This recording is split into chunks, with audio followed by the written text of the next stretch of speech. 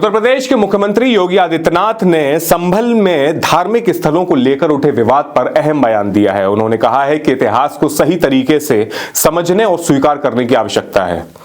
आदाब, नमस्कार, मैं दानिश नदीम और आप देख रहे हैं द देश बोर्ड। मुख्यमंत्री योगी आदित्यनाथ ने कहा कि संभल का उल्लेख प्राचीन पुराणों में भगवान विष्णु के 10वें अवतार कल्कि से जुड़ा हुआ है, जो इसे धार्मिक और ऐतिहासिक दृष्टि से अत्यंत महत्वपूर्ण बनाता है। उन्होंने आरोप लगाया कि यहां कुछ तत्वों ने धार्मिक स्थलों को तोड़ने और उन पर अवैध कब्जा करने की कोशिश की है।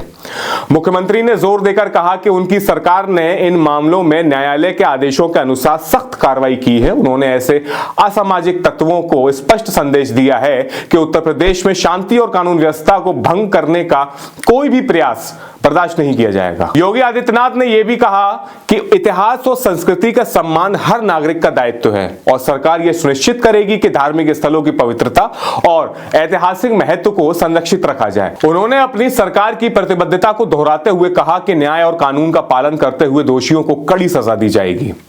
कार्यक्रम के दौरान एक सवाल का जवाब देते हुए मुख्यमंत्री योगी आदित्यनाथ ने आईन-ए-अकबरी का संदर्भ किया।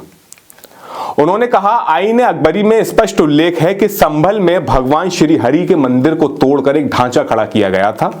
योगी आदित्यनाथ ने लोगों से आग्रह किया कि वे अपने अंदर झांकें और ऐतिहासिक सच्चाई को स्वीकार करें। उन्होंने यह भी कहा कि अतीत को समझना और उसे सीखना वर्तमान को बेहतर बनाने के लिए आवश्यक है।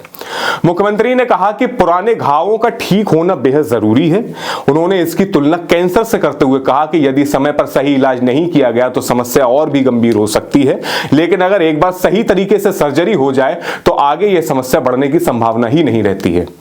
मुख्यमंत्री ने वक्फ बोर्ड के नाम पर जमीन कब्जाने के मामलों पर सख्त रुख दिखाया। उन्होंने कहा, हमारी सरकार ने वक्फ अधिनियम में बदलाव किया है। जिन लोगों ने वक्फ के नाम पर जमीन पर अवैध कब्जा किया है उनसे वह जमीन वापस ली जाएगी।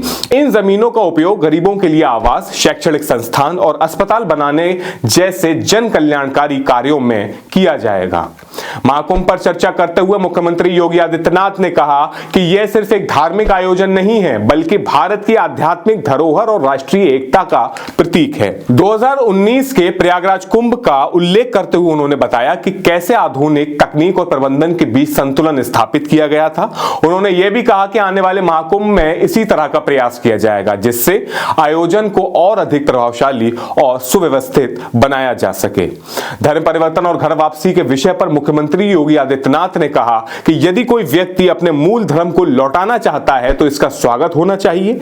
उन्होंने इसे धर्म और परंपरा के प्रति जागरूकता का प्रतीक बताया। पीटीआई भाषा की रिपोर्ट के अनुसार मुख्यमंत्री ने सनातन धर्म की महानता पर जोर देते हुए कहा कि यह आकाश से भी ऊंचा है और इसकी तुलना किसी भी मजहब या संप्रदाय से नहीं की जा सकती है। अकबर के नवरत्नों में से एक अबुल फजल द्वारा रचित एक ऐतिहासिक ग्रंथ है। यह पुस्तक अकबर के शासनकाल का विस्तृत दस्तावेज प्रस्तुत करती है और अकबरनामा का तीसरा भाग है। इसमें अकबर के प्रशासनिक, सामाजिक, सांस्कृतिक, आर्थिक और सैन्य नीतियों का गहन वर्णन किया गया है। इस ग्रंथ में अकबर के दरबार, साम्राज्य के कानून, राजस्व प्रणाली, शासन व्यवस्था, धार्मिक सहिष्णुता और कला संस्कृति का उल्लेख किया गया है। आईन-ए-अकबरी को 5 खंडों में विभाजित किया गया है, जिसमें शाही प्रशासन, जनगणना, सैन्य व्यवस्था और अकबर के व्यक्तित्व और अकबर के व्यक्तिगत विचार शामिल हैं। यह ग्रंथ न केवल अकबर के सुव्यवस्थित प्रशासन को दर्शाता है, बल्कि उनके धर्मनिरपेक्ष दृष्टिकोण का भी प्रमाण है। अकबर की नीति और शासन व्यवस्था को समझने के लिए आईन-ए-अकबरी एक महत्वपूर्ण स्रोत है। इस पूरे मामले पर आपकी क्या राय है, हमें कमेंट करके जरूर बताइएगा। वीडियो को लाइक कीजिए, शेयर कीजिए। हमारे और अपने चैनल द देश बोर्ड को सब्सक्राइब करें। अपना बहुत ख्याल रखें। बहुत शुक्रिया।